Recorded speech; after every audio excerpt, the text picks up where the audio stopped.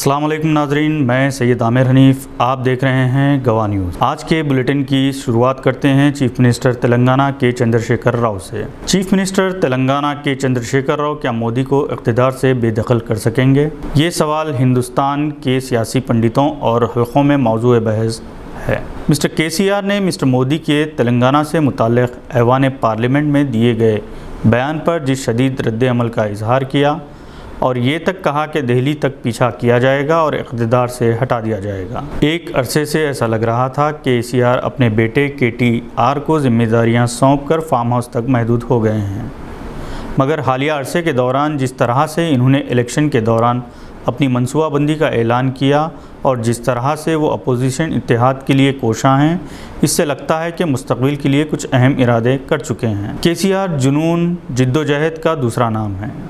जिस तरह से इन्होंने अलहदा तेलंगाना के लिए तहरीक चलाई और जिस तरह से 2 मियाद के लिए हुकूमत तश्कील दी, वो अपनी जगह तारीख़ है। नरेंद्र मोदी को चैलेंज करने के बाद कुल हिंद सतह पर भी KCR के चाहने वाले एक्टिव हो चुके हैं। चुनाचे 17 फरवरी को KCR की सालगिरह के मौके पर मोदी के इंतखाबी हल्क़े वाराणसी में एक होर्डिंग मुबारकबाद लगाया गया, जिसे मीडिया ने काफ़ी अहमियत दी। ये एक तरह से नरेंद्र मोदी की चुटकी लेनी है। याद रहे कि वज़ीर आज़म के हालिया दौरे हैदराबाद के मौके पर भी अपनी सेहत का बहाना बनाकर KCR ने एयरपोर्ट पर ना तो इन्हें रिसीव किया और ना ही रुख़सत किया। अपने एक रियासती वज़ीर को इसकी ज़िम्मेदारी दे दी थी। इसके बावजूद KCR को इनकी सालगिरह के मौके पर मिस्टर नरेंद्र मोदी ने मुबारकबादी का पैगाम भेजा। सदर जमहूरिया और दूसरे कायदीन ने भी इन्हें मुबारकबाद दी है। KCR मरकज़ी वज़ीर रह चुके हैं। दिल्ली में इनका अच्छा असर व रसूख है।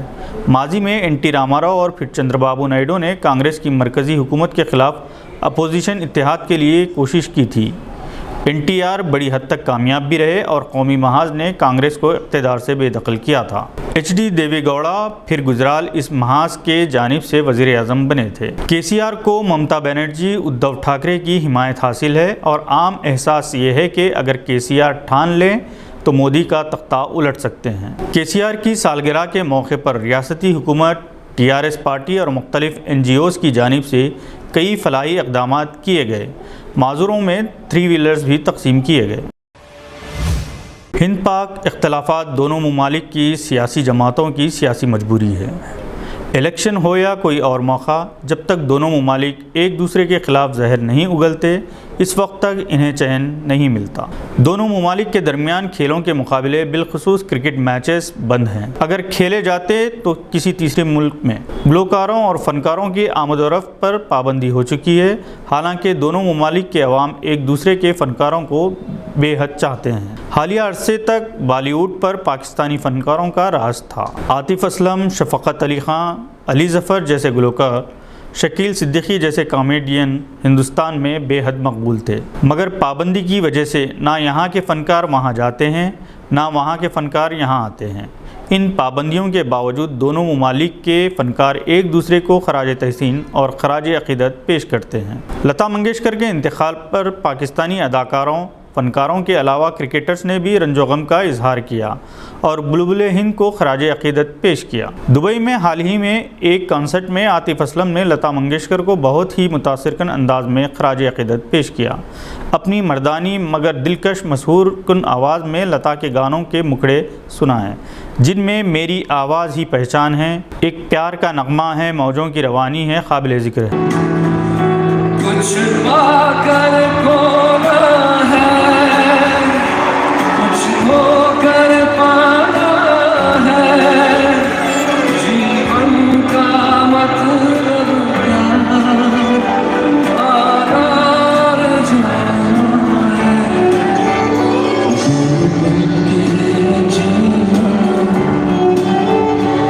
एक उम्र चुनानी है, जिंदगी और कुछ भी नहीं, तेरी कहानी।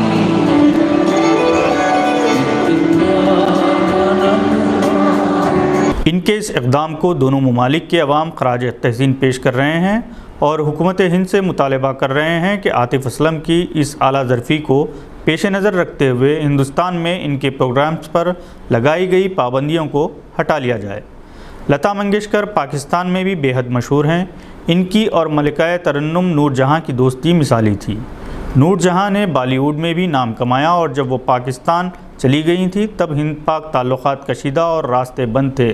صرف لینڈ لائن فون ہوا کرتا تھا جس پر دونوں گلوکارائیں ایک دوسرے کو اپنے اپنے گیت سنایا کرتی تھی۔ لتا منگیشکر کے آڈیو کیسٹس پاکستان میں چوری سے بکا کرتے تھے۔ ایک تیسرے ملک میں لتا منگیشکر جب چھٹیاں منانے کے لیے گئی ہوئی تھی، اتفاق سے مہدی حسن بھی اسی ملک میں اپنے ایک پروگرام کے سلسلے میں آئے ہوئے تھے۔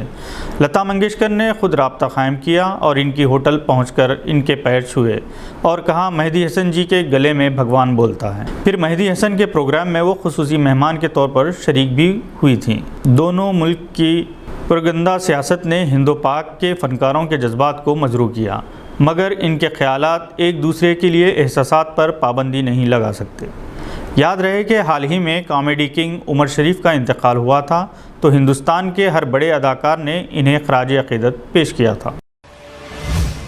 India under 19 world cup champion team کے وائس کیپٹن شیخ رشید اس سال IPL نہیں کھیل سکیں گے۔